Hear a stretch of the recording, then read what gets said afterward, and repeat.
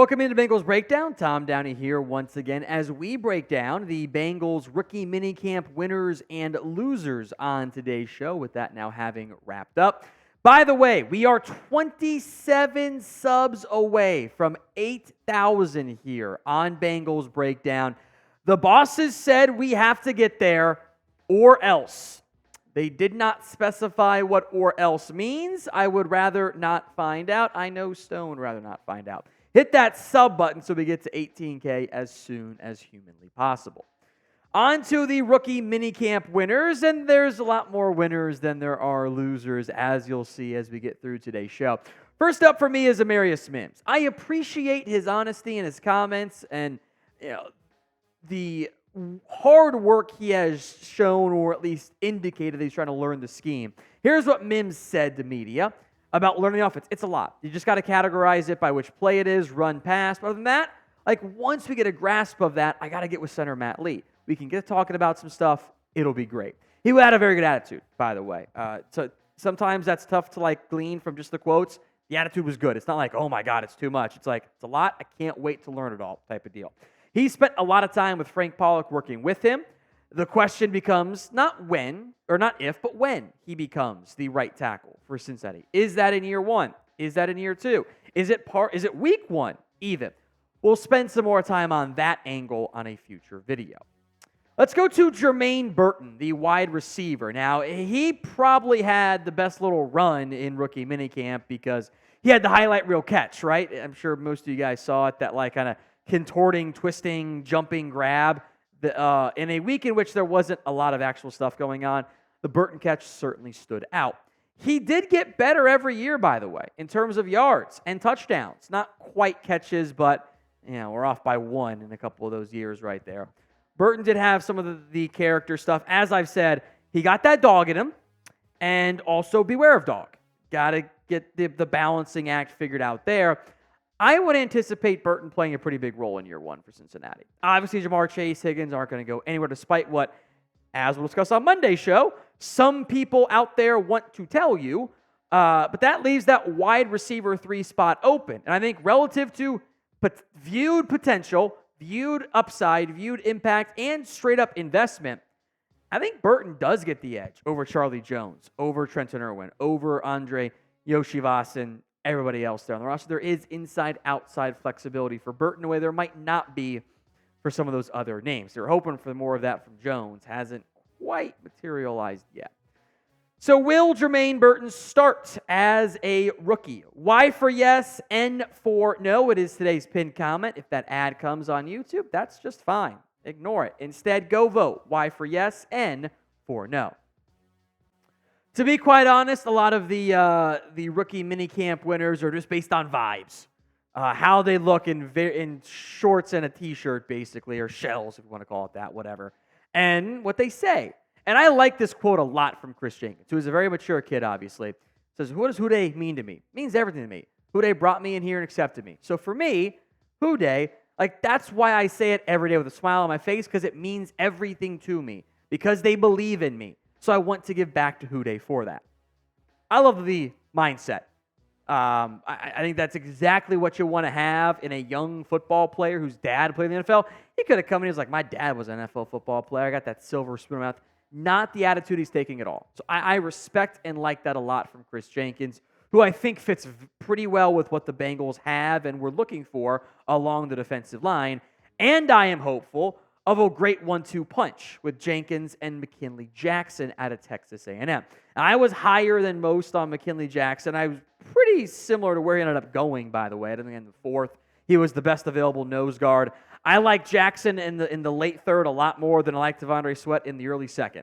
I think that value is absolutely worth it. And he was moving pretty well. To steal the line from, I think it was Dan Horde. This is not this is not Tyler Shelvin out there. This is a better athlete at nose guard. Now, the diminishing returns are real to a certain extent in terms of just how athletic you can be at that size. But I think you got the second best nose guard in the class, and you got him, 40 picks later, almost, somewhere in that range, almost 50, then the first one went. I think that's pretty good value. So name a rookie minicamp winner for me. This can almost be your favorite rookie. It's not like there's a lot going on, relatively speaking, but sound off for me in the comments section right now. Josh Newton also drew some praise from guys like Mike Trags, who's covering it pretty closely. I am excited about Newton. I thought that was good value for where the Bengals got him. I think there are still some times he has to work on stuff further downfield than some of the short area quickness and press stuff. But I do think there is some press man potential here. And press man corners are kind of hard to find. And I think he also said some really good things about being challenged, all that stuff. So I like the mindset from a lot of the Bengals early round picks. Now, we're not going to get to every player because that's lame and also kind of boring. So let's pick some small school guys here. How about Cole Burgess, the UDFA? And I'll give the credit here all to Dan Hoare because in general, when Dan points something out as the voice of the Bengals, probably something you should asterisk to keep in mind there. It's called him one of the most intriguing UDFAs from Dan Pitcher, the new OC's alma mater, D3 Cortland. 4'4", with a 41.5-inch vert, broad jump more than 11 feet. Those are awesome numbers. Average 17.6 yards per catch for the Red Dragons and returned 3 kickoffs for touchdowns. Now, in terms of making the roster as a wide receiver, it's not going to be easy. Chase, Higgins, Burton, Jones, and Yoshi Voss, I'd say are locks. That's 5. Trenton Irwin could very well be receiver 6, although maybe you try to do the whole veteran practice squad route with him. But maybe there's a universe that exists in which Burgess tries to push for kick return duties. That is more impactful now than it's been in recent seasons. I am curious how the rule changes will impact this. The teams put 2 guys back. They put 2 good guys back there. Do they bank on one guy being fair catch guy? I am very curious how this all plays out. I think having a bunch of UDFAs that can do that stuff is a smart idea.